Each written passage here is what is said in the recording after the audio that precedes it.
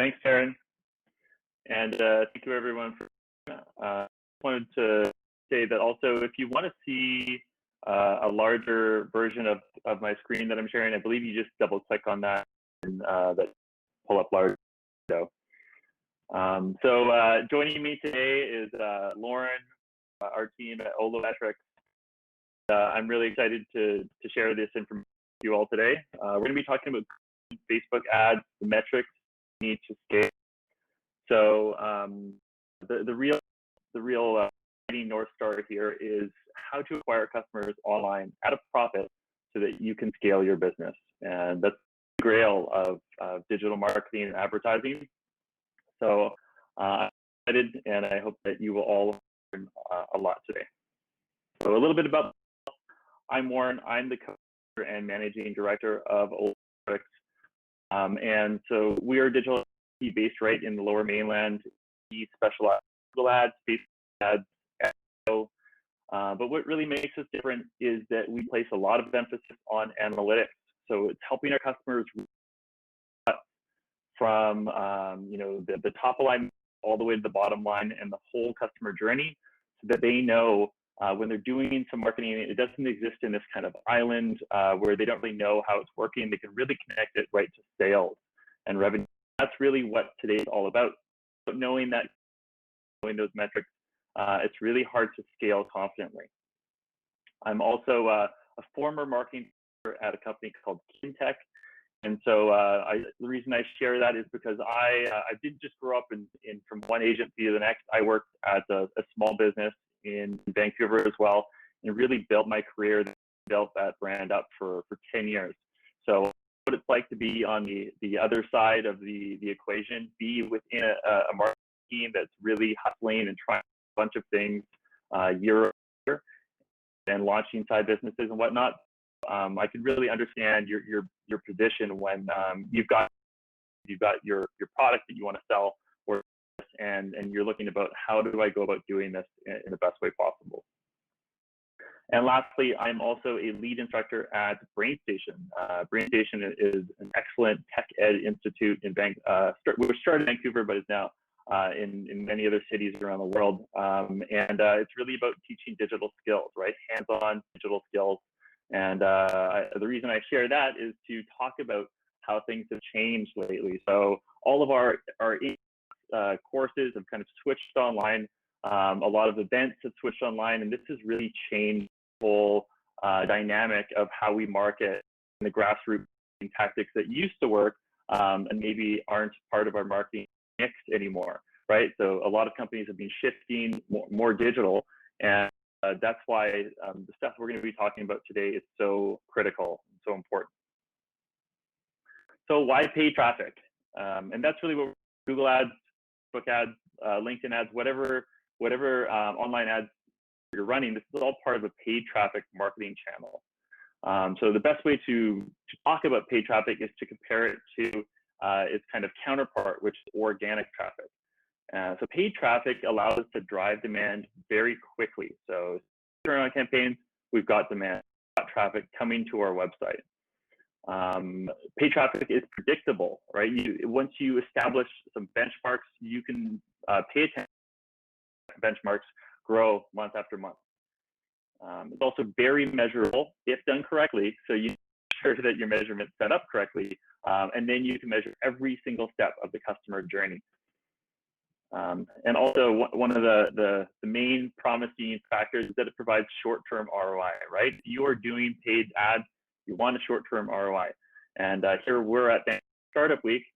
I'm sure any startup that's attending this event knows how important short-term is, because you need that cash to buy more inventory, to keep product updates. And that's where paid traffic can be really advantageous. So on the other side of the equation, we've got organic traffic. So this is SEO organization, and basically you blogging as falling under this category, right? Creating content, creating PDF downloads, videos, etc. So it typically drives demand more slowly, right? It takes a while for this to pick up and start producing results for you. It's kind of like a flywheel effect. So you're not going to see anything for a little while. but it does help to build trust and reciprocity in a way that paid traffic doesn't, right? Paid traffic, people still know it's an ad if they're clicking on it, for the most part. But organic traffic, building blogs, building content that people really value, just builds trust and reciprocity in your brand. It's less measurable, and I wouldn't say that it's not measurable, but it just takes, right? There's a longer window. Someone might read one of your blogs, they might become a customer a year later, right? So it's harder to connect dots there.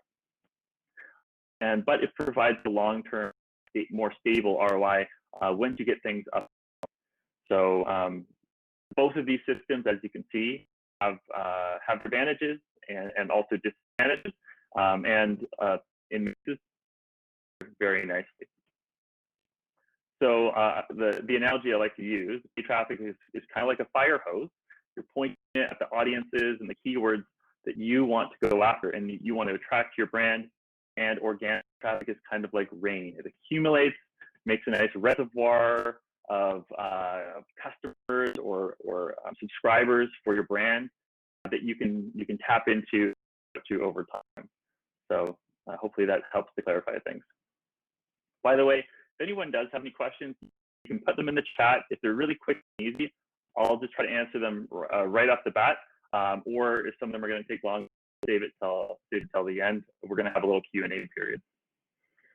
So furthermore, on the kind of channel selection for your business or your startup, is we want to look at paid traffic as kind of like a pillar. It's one channel for our brand. So if, even though I would like to say Google ads and Facebook ads are so valuable that that's all you need to grow your brand, it's really not the case. This is providing one, also, albeit an effective channel, but it's still just one main channel for your. So if we look at organic traffic or SEO, like we spoke about, that's another pillar. That's another marketing channel. Cold sales outreach. So maybe you're active on LinkedIn. Maybe you've got an email list of prospects that you're reaching out and making connections with. That could be another channel for your brand. And something like referral marketing, like maybe you're part of a business group like BNI or something where everyone is referring clients kind of back and forth. So all of these things together, when they're done in tandem or with each other, then that's going to create more predictability and resilience for your business. So we saw due to COVID, a lot of those channels that we thought were just, hey, these are things that we can rely on year after year. Things like in-person events, maybe referral marketing, the networking sessions, all of a sudden that all switched, right? That all floor came out. And so you never want to be stuck flat-footed where you're so reliant on one channel or the next, where if it stops working the way that it is working today, that your business falls apart. So it's just something to keep in mind when we're going through here. The things I'm going to be teaching you today can be used very effectively when you're approaching these platforms, but it's not the all end all that's going to just change the game for you if you're not doing anything else to support that. So when we're talking about paid traffic, one of the things that we need to look at is that it's getting more expensive every single year, right? So the way that these platforms work is that they're based on auction, so real-time auction bidding. So if there's more advertisers, i.e. more companies that are advertising on the platforms trying to reach these audiences, the cost per click, the cost per 1,000 impressions goes up. And so the platforms like Google ads and Facebook ads, they're always trying to create new placements, new advertising inventory. They can kind of offer reasonably priced opportunities to advertise, but in reality, it's still going to be quite expensive for those premium spots, like right in the news feed or the top of the search page. So you have to, with things being expensive every single year, there are some things that you need to take into consideration when you are considering doing some of these ads. So one, yeah, it's more expensive than ever to acquire customers online, and so you really have to understand how your top line affects your bottom line, right? And that's what I talk about connecting dots. So how many clicks are we getting, and what is that turning into down the line? If these exist in two different kind of islands of themselves, then you're always going to be making assumptions using your gut feeling, and you won't be able to really rely on the numbers to make those hard decisions. You also need to know how much you can afford to pay to acquire customers online. So we're going to be talking about this today. This is one of the things that you can use to really scale. If you know how much you can afford to pay, then as long as you're achieving under that, then you can keep scaling. You also need to hire someone that knows what they're doing. So I teach Facebook advertising and Google advertising programs, and they're quite in depth. But even after, let's say, a couple months, 3 months in these platforms, you're still really just scratching the surface on what's required to, and Bill, yes, you can give these slides for sure. You're really scratching the surface on what is required to make these, to have an advantage over the other advertisers. So it's hard work, it takes a lot of experience, and so hiring someone that knows what they're doing in-house or external is very important. And even if it's just a coach, right, that's going to coach someone in. And so it's really up to you, but making sure that you don't just jump into it and assume you're going to what you need to. And then you also can't solely make decisions based on vanity metrics. So I think that goes without. But if you have a marketer on your team or someone that's in charge of marketing, and or you do a post, Instagram post, and go, oh, a lot of people liked, comment, shared, a lot of people clicked on it, 10,000 people saw it.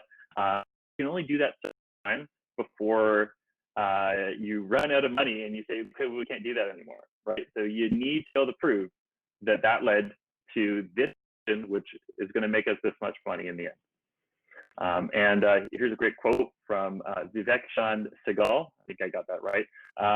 But the quote is just priceless. Top line is vanity, brought sanity, cash in bank is reality. And so never forget that, whenever you see top line numbers, that's sanity. You want to know how much money is this making, how many conversions, how many, right? And that's you grounded. So what can you do about it? And here's exactly what I say about staying grounded. So ways you can steady yourself. Make sure data is accurate so that you can trust it to make decisions. This is the reason I've kind of harped on this a couple times is because I see it a very common case that a company will have Google Analytics, they'll have some metrics in place, but they are not using it to make those decisions. They're still using their gut feeling because they don't know how accurate that is because they haven't set it up properly. They haven't set up the proper goals or events on their website, and so they can't use it. So it's almost useless at this point, right? Because the reason you have it is so that you make a decision. You want to analyze the right information at the right time. And what is the right time? It must be actionable. So we're going to have a couple metrics in a bit, and some of them are longer term, more strategic metrics that don't make sense to be viewed in a week-long window. And then other ones are more actionable. So you can use them every single week, every single day, and that's going to help steer you into the right direction so that you can reach those strategic KPIs. We just talked about that. So site of the numbers, I just spoke about that in the previous slide, and figure out the following metrics so that you can scale confidently. And that's what today is all about. It's the 3 metrics you need to scale. So Facebook ads, Google ads, I put those in the title because those are the ones we're familiar with, but this can be applied for any platform going forward, any marketing channel. So if you're doing LinkedIn ads, you're doing Bing ads, Quora, Reddit, etc. All of these concepts and all of these numbers still apply. It's still math, and it's still metrics. So what are those 3 metrics you need to scale? The first one, 90-day customer value. So it's very common. Some of you may have heard of the term customer lifetime value. I'm challenging that and saying we want to know the 90-day customer value, because often lifetime value is looking at the length of a year or longer. And in this case, because this is Vancouver Startup Week, I wanted to narrow that window and look at that of something that we can expect to return. So its counterpoint customer acquisition cost, or CAC, whatever you want to call it. And so this is the cost to acquire each customer. And then the third metric is break-even return on ad spend. So I'm going to go through all of these metrics and show you some examples and really break them apart. The math as hard as you I've even got one more bonus metric at the end. So if you stick around, you're going to see the bonus metric. So metric number one, average 90-day customer value. So why 90 days versus average lifetime value? I just kind of spoke about this, but the cash flow is the lifeblood of your startup, right? Startups often can't afford to wait 1+ years to ROI on their investment on ads. So maybe a mature company with a year of cash reserves, year plus of cash reserves, they can afford a big investment to customers and ROI in a year. But if you're a startup, you need that cash. You need to be able to reinvest it. So also, most strategic decisions are made in 90-day increments. And I'm not sure if anyone is a fan of Rockefeller Habits or the book Traction. If you haven't read either of those books, they are excellent. I highly recommend them. But one of the takeaways is quarterly rocks, right?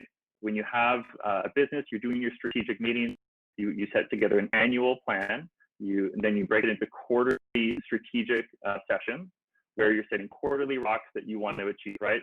And you really break your world into 90-day increments. So if you can view your customer value in those same windows, it's really going to help you when you have those quarterly meetings to review the 90-day customer value and then make strategic decisions for the next quarter. And then also recommended cash for new businesses is about 90 days, right? I know the story of Bill Gates way back in the day, when he first met Warren Buffett, he was really stressed about Microsoft at the time because he was worried, something could happen, new competitor move in the marketplace, and I might have to fire, 1,000 people. That was his big concern. And so Warren Buffett's advice was to need to save 1 year of cash reserves to cover all your expenses so that if something happens, you have a year to react. Well, as a new business, 1 year might be a little bit of a lot, and we're not all Microsoft, but 90 days is pretty standard. As soon as you have 90 days of cash reserves, then you can start thinking long term. Then you're not, just trying to put food on your table every single week. So this is a really good goal to aim for early on in your business if you can. So calculating 90-day customer value is very easy. So average 90-day customer value is equal to the average profit per order times the average 90-day frequency. So I'm going to show you an example to help this kind of think in. So average profit per order times the 90-day frequency. So frequency of orders. And so, for example, we've got an online jewelry store. So this is an e-commerce example. I'm going to do a lead generation example after. So online jewelry store, maybe it's a brand new startup. It's got an interesting new take on jewelry. So average profit per order, $9. So maybe they're selling something that's around $350, $400, and they get $90 profit. And their average 90-day frequency is 1.33. So some people are going to buy it within 90 days. Some people are going to buy once. Some people are going to buy twice, 3 times, etc. Right? But on average, they've got a frequency of 1.33. So we're going to times the two together, and our average 90-day customer value is $120. Pretty easy. And I'm not sure if everyone was expecting a lot of math, but we're gonna go through a couple of math equations like this, and I'll try to bring it to real life examples. And so why am I talking about profit? Well, a lot of companies will look at lifetime value in a measure of revenue, but without taking into consideration profit, you could really shoot yourself in the foot. So I figured I'm just going to keep it easier, and I'm going to be talking about lifetime value for profit, and that makes sure that it's higher than your customer acquisition cost. So will we be talking about optimizing ad conversion via testing? Jay Harmer, we actually will not be talking about specifics of optimizing ads, but I am going to be talking about conversion rates, sales funnel, and all of the things that would go into that. So feel free to later or hop up. I'll let you. So breaking things down. In the previous example, we were looking at the average 90-day customer value, and that was average profit per order times average frequency. So I'm just going to break down these two ones. So average profit per order equals profit divided by the number of orders. So you can stick within that 90-day window. How much profit did we earn within 90 days? How many orders did we get? That's our average profit per order. And the 90-day frequency is your total number of orders divided by your number of customers. So we had 133 orders, we had 100 customers. That's a frequency of 1. And Jinglei, I am going to talk about budgets and how to calculate budgets. I've got a couple of guides to share with everyone at the end that will really help you map out your entire funnel and do budget planning. So why are these numbers so important? Things like frequency and the average customer value. Well, there are only 3 ways to grow your business, really. That's it. There's 3. Very simple. Maybe not simple, but not easy, right? So 1 is increase new sales. 2 is increase sale amount. And 3 is to increase sale frequency. That's it. Those are the only 3 ways that you can grow your business, right? You need to get new customers or new sales, increase that amount, so raise your prices maybe, or get people to buy more often. Now we know these 2 numbers and we know what they add up to. So with that understanding, we can now go out and try to figure out how much we can afford to pay for new customers so that we can be profitable. And if we're not, then we can start to play around with this. Maybe we need to focus on increasing our frequency. Maybe we need to put together an email marketing or loyalty program to increase that frequency, or maybe we need to do some cross-sells, upsells on our site for e-commerce to increase the average order value. So there's a couple of different levers we can pull. So example 2, this is looking at a lead generation example. So exactly like before, average 90-day customer value equals profit per order times frequency. And so let's imagine here that we are selling a monthly consulting service and our profit is 1,000. We're going to times that by 3 months because we're looking at 90 days. And that gives us $3,000 average 90-day customer value. So this is just a little meme to help us with all these math equations, but it's kind of to illustrate that this is actually quite easy. It is quite easy numbers. So now we're going to look at the 90-day average customer values kind of counterpoint, which is customer acquisition cost. And so you'll see how these 2 work together. So customer acquisition costs can be calculated by simply dividing all of the costs spent on acquiring more customers, so total marketing expenses or marketing and sales, by the number of customers acquired in the period the money was spent. So I'll break this down again, calculating. So we've got average customer acquisition cost equals your marketing and sales costs divided by the number of customers. And I should say number of new customers. There we go. It says on the next slide. Okay, so let's say for this scenario, e-commerce, we're going to go back to the same example. So we've got $18,000 and we get 300 new customers with that money. Well, our average customer acquisition cost is $60, right? So now we know we're paying $60 to acquire every single new customer. We also know we're getting $120 out of them in the first 90 days, right? So I'm going to talk about that a little bit more. So for a lead gen example, we got 18,000. Let's say the marketing budget is the same, just keep things easy. And then number of new customer, number of new clients or customers that they get. And this can apply to consulting. It can apply to SaaS as well. SaaS is really lead gen, right? You're trying to get new customers. And so average customer acquisition cost, 3,000. So 3,000 might be, whoa, that's like a big number. That's a really big number. But if you are paying a salesperson and a marketing person full-time salaries, it's very likely around $3,000. right? So that's just something to take into consideration when you're looking at how you are adding new customers to your roster. So what's a good ratio?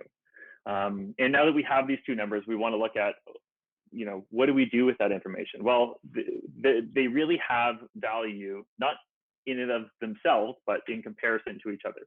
So we want to make sure for sure that average 90-day customer value is greater than average customer acquisition cost.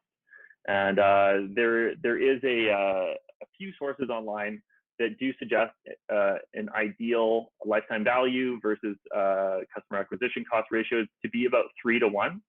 A lot of these are talking about revenue in that case, and they're talking about a year out.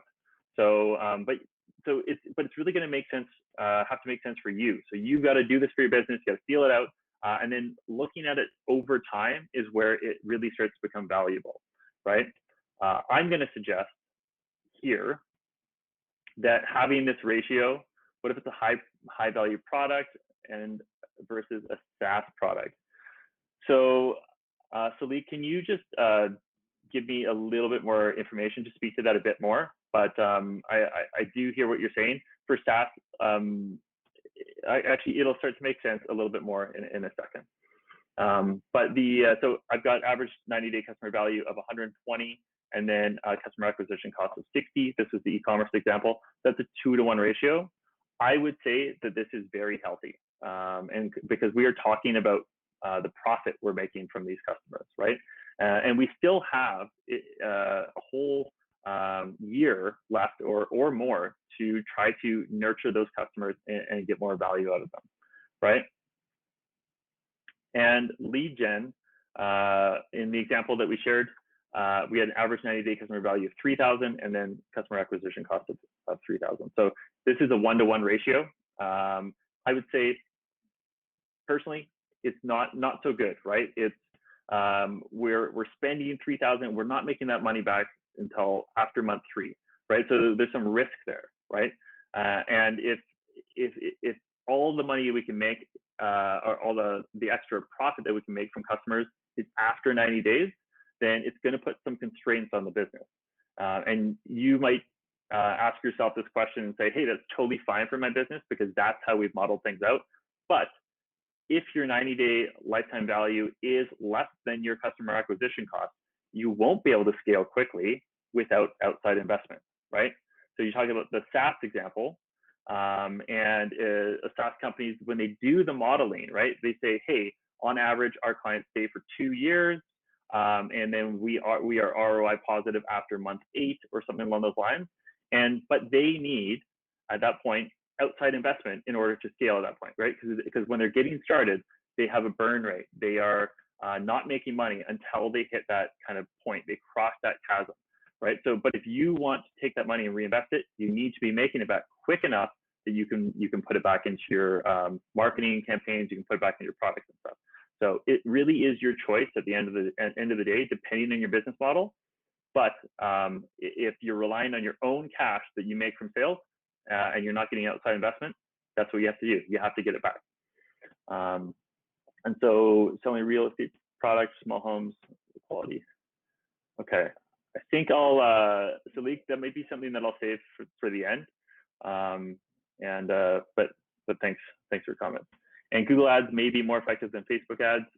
That's totally subjective, and there could be, Jing, it could be better in both cases. It really depends. You'd have to test. So the metrics we're talking about here, lifetime value and customer acquisition costs, are essential, but they are longer-term strategic metrics. So they're also known as lagging indicators. And if we want to focus on the short term, we want to know how are we doing like this week, then we need some leading indicators to focus on. So the third metric that we're talking about today is break-even return on ad spend. And it's also known as ROAS. There's a lot of acronyms in marketing. So if you ever hear someone say ROAS, that's what they're talking about, return on ad spend. So what is break-even return on ad spend? It's your break-even, it's basically the percentage return that you need to achieve with your ads in order not to lose money.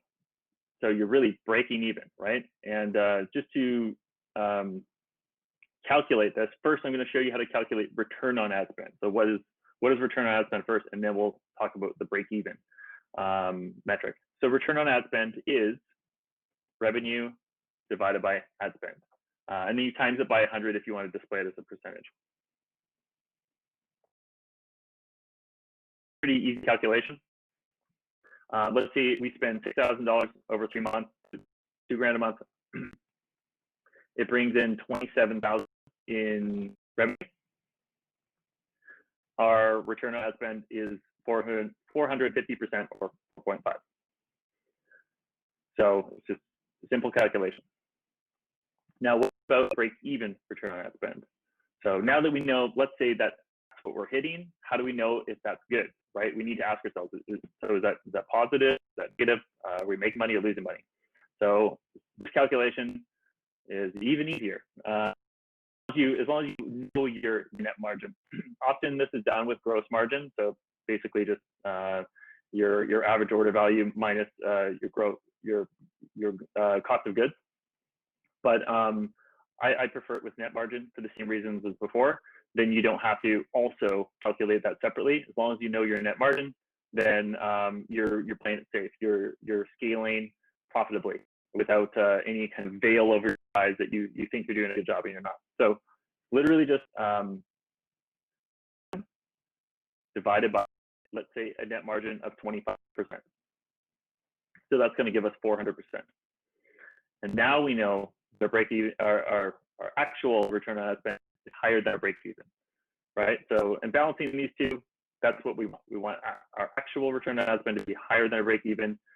If we do that, we have a leading indicator that will end up with a leading indicator that's doing really well, that will also make our lagging indicators do well, that will in turn lead to a lot of success. So that's what I got here. Amazing ROAS, healthy, we'll say 90-day customer value to CAC ratio.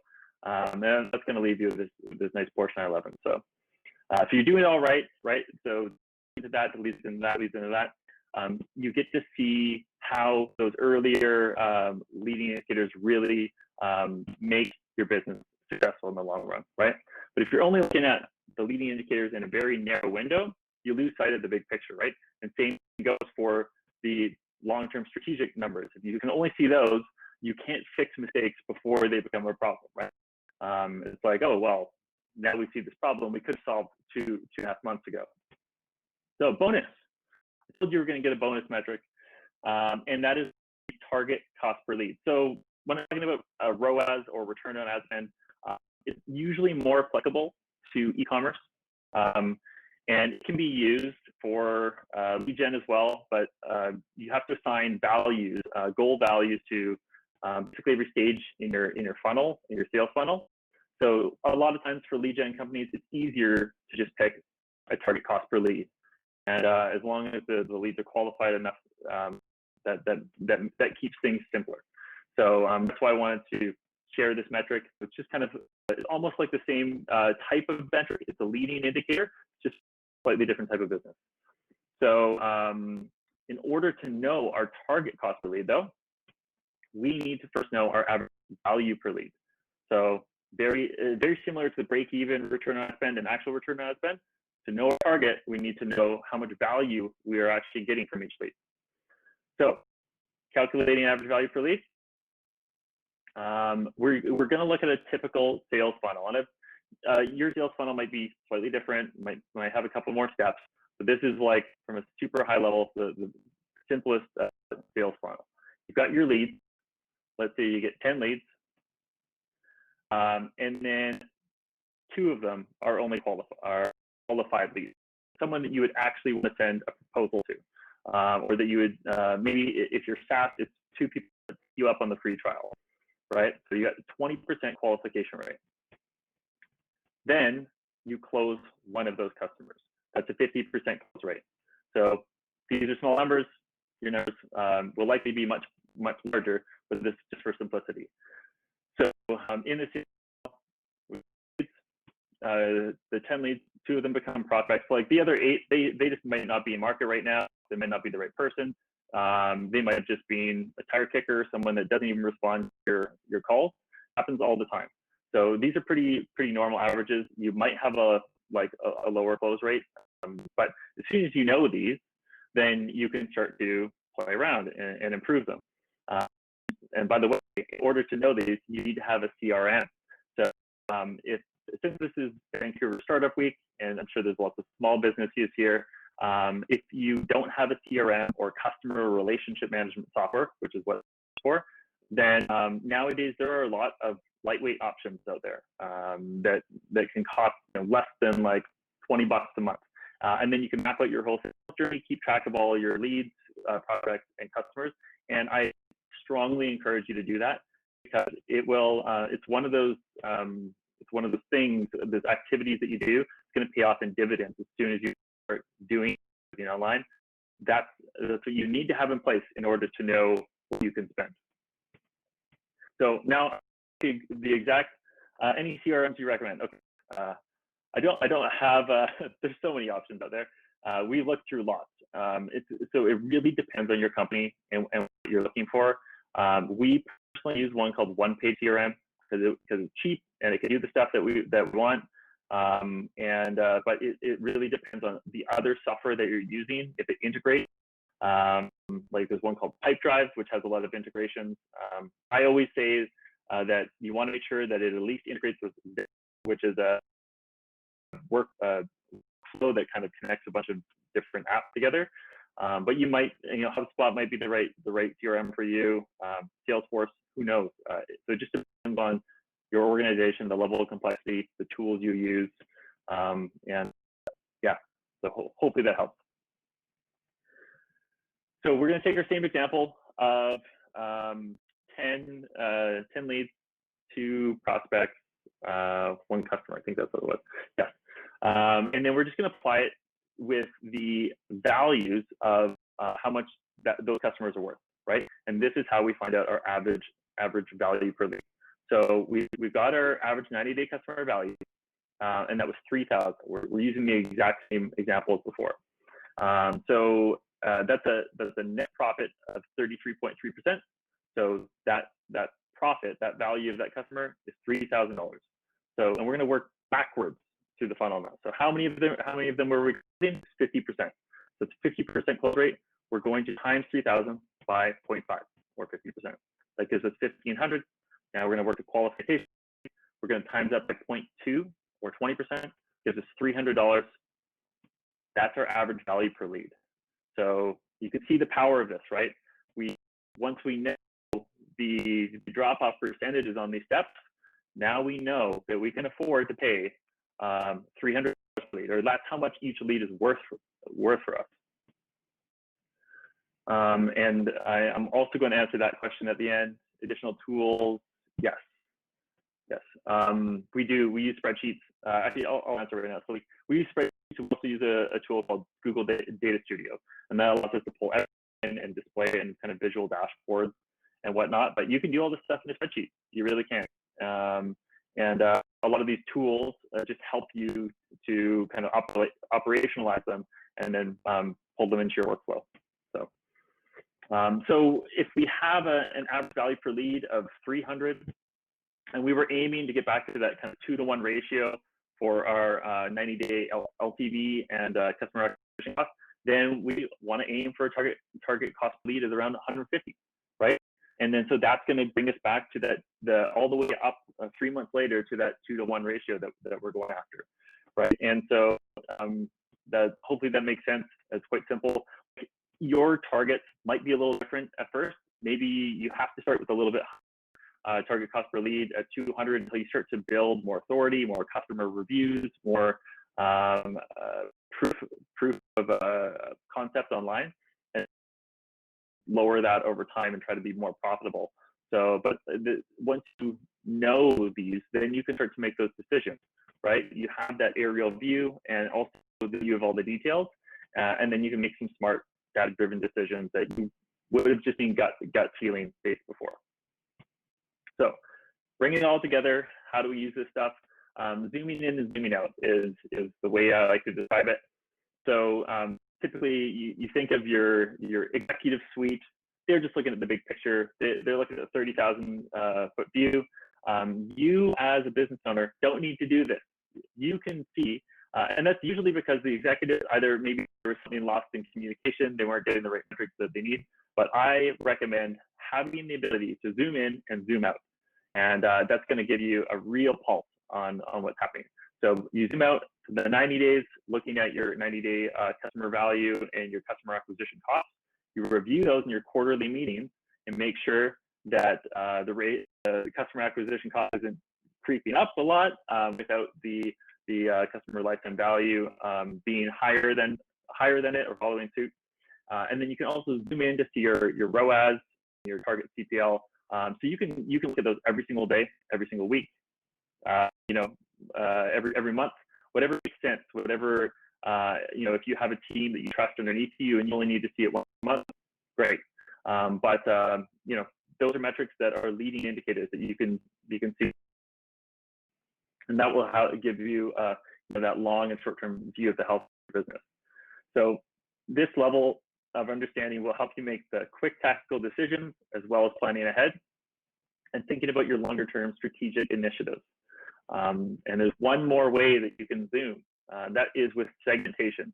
And this is where things get really powerful. So not only are we zooming time horizons, but when we have these metrics, we also want to segment our audience, our offerings, and everything in order to find out where are the big opportunities, right? So each of the metrics that we discussed today can also be segmented by the following grouping. So by marketing channel. So what's our break-even return on ad spend, or what's our return on ad spend on Google ads versus Facebook ads versus email marketing versus, et cetera, you name it. And it can also be by audience attributes. So looking at this type of customer persona versus this type of customer persona, or different age categories, et cetera. By purchase behavior. So by people that purchased this product versus this product, what was their average 90-day lifetime value, right? This is shopper insights. This is where we start to, you start to think about your business. Oh, well, maybe we're going to carry more inventory of this product, or maybe we are going to favor this service line and put more resources there. And also on the advertising end, campaigns, ad groups, keywords, search terms, etc. So we can see the return on ad spend right down to an individual keyword on your account. And that's where this starts to get really granular and really make a big change for companies and clients that we work with. But this takes time, right? So you need to start with a hypothesis, do some testing, get some feedback, and then iterate, and then you can just make these campaigns smarter and smarter. Once you have the metrics, and then you're looking at, it's really hard to make those decisions, right? But, well, this one got more likes than this one. Does that mean it's better? You need to know what return did we get on those ads, and is it above our break return ads? So bringing it all together, just to recap, these are the metrics you need to scale. So average 90-day customer value, average customer acquisition cost, break-even return on ad spend, and the bonus target cost per lead. And some advice I'll also leave with you. So zoom in, zoom out. I already talked about that. And every KPI has a BFF. So one of the things we looked at was the LTV, customer acquisition cost, right? They are valuable when you view them together. The same thing goes for a lot of metrics that you will gather in digital marketing and marketing. So things like the number of unique visitors and conversion rate, right? Those will go hand in hand. If you look at each one of them by themselves, it's hard to get that big picture. Same thing with return on ad spend, break even return on ad spend. So cost per lead, value per lead. And then make sure you measure everything correctly so that you can trust your data to make those important decisions when it counts. So if the measurement's not set up correctly, it doesn't matter what the metrics are, because you can't trust them. You're still gonna make your gut decision, and that's leaving things up to chance. So I've got a couple bonus resources for anyone that stayed on this long. Looks like there's 43 of you, so great job. We are going to actually have this in our Ollo Metrics booth after. So please come by and say hi if you want to get access to these bonus resources. They are 2 funnel calculators that basically will allow you to take everything that we've done and just map it all the way up to how much you need to pay per click. So really encourage you to come say hi, come visit us, and we'll give you those resources. But before we leave, I'd gladly answer any questions, and we left a little time to do that. So actually, I'm going to come back and just do it. Okay, so I've got Salik. You sell a real estate product, small home, low ratio of qualified leads, but high customer value. Okay, and then sorry, what was the question?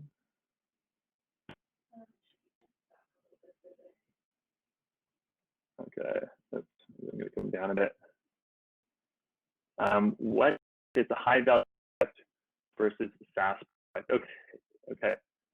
So I kind of forget the slide in the context, so if you're still there, please feel free to add a bit more context. But I think I may have answered this when we started talking about the funnel, right? So if you have a ton of leads, and like let's say 1,000, but only a small percentage of them are qualified, like 1%, we would just need to factor that into the funnel calculation, right?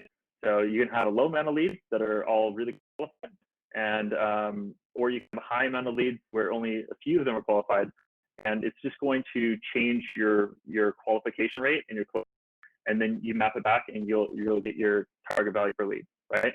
So whether you've got one scenario or the other, you'll still be able to figure out how much you can afford to pay per lead. And then Jim's question: Google Ads may be more effective than Facebook for SaaS. Was that the question, or is it a different one? I think I kind of answered that.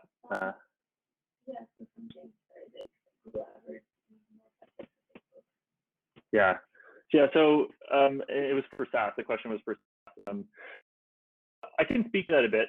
So for Google Ads, it really depends on if you're selling a SaaS product. It really depends on your business. Are you selling B2B, B2C, and your target customer? If that's something that works for them, you have to look at your keyword research and the keywords that people are searching online, and kind of discern if there's enough intent there that you could get in front of these people. Where I like Facebook ads is really good for testing your messaging and testing your audiences. So if you are kind of you're trying to establish product market, you're trying to hone your message, Facebook ads or LinkedIn ads are really good for, actually I'll say Facebook is cheaper, but Facebook would be really good for honing that message and trying to find out, okay, what stuff really resonates with people. That can inform the content on your landing pages, and it can really help you to see what kind of messaging to put out there. So also the best place to find good messaging is in your sales meetings. So if you record those and you sort of listen to the questions customers ask, those are usually the kind of potential objections that you might want to handle in some of your ads and some of your website copy. So Andrew, if your ratios are weak, how could you use the data you have to make your ads stronger, or is it more through experimentation? So it depends on what ratio we're talking about. But if you're, let's say you're, well, if we're talking about ads specifically, let's say it's your cost per click or your conversion, cost per conversion too high. So it's either a Facebook ads problem or a landing page problem, right? And you have to look at, okay, are we getting a high click-through rate but a low conversion rate, or are we getting a healthy click-through rate? Or sorry, the other way, a high click-through rate and a low conversion rate on the landing page. Okay, then it's probably a landing page problem. We got to do some A/B testing with our value proposition landing page, see if we can improve that to lower our cost per lead. And if it's in your sales journey, then maybe it's something that in your sales journey that you need to modify.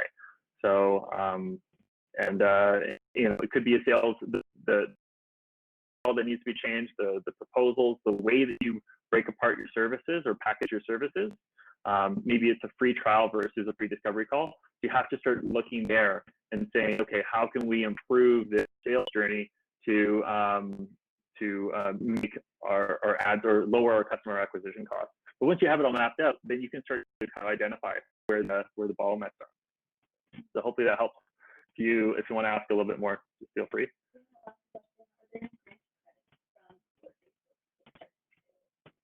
Grant credits. Okay, so there are some Google grants for not-for-profits. When you open up a Google account, you automatically get a $150 credit if you spend $100 bucks, I think it is. So that's good to just start out. Honestly, you probably won't learn a lot from that, but it's something. Both Google and Facebook did come out with COVID-19 relief credits if you were already advertising, but that kind of window has passed. The only other things is that there are government grant programs. I have a client that was able to qualify for one of them. It was like a Northern BC stimulus package for working with digital advertising. So you just have to look in your based on kind of your industry and what you're serving, and maybe the region where you're operating in business. Are there any grants for small businesses, and can you apply them to digital marketing? So I think that what I've seen is that organizations are more aware of the importance of it now that COVID's happened. So I think now is probably one of the best times to try to apply for those grants or try to get access to one of them. So, and then hi all, quick reminder, urban camps launching. Okay, so that's, yeah, a little self-promotion, Edna, that's fine. But yeah, any more questions for us? So we would love to take this combo offline. Yeah, if you want to just join us after on the virtual booth, or as you can see on the, anyone has any questions about digital marketing for their company, we offer a free discovery call. And so please feel free to get in touch with me. That's my email, it's my phone number. I prefer email, actually, if you want to reach out via email. And we can book you in for a discovery call and just learn a bit more about your business and try to point you in the right. So thanks, Nadia. Glad you appreciated it.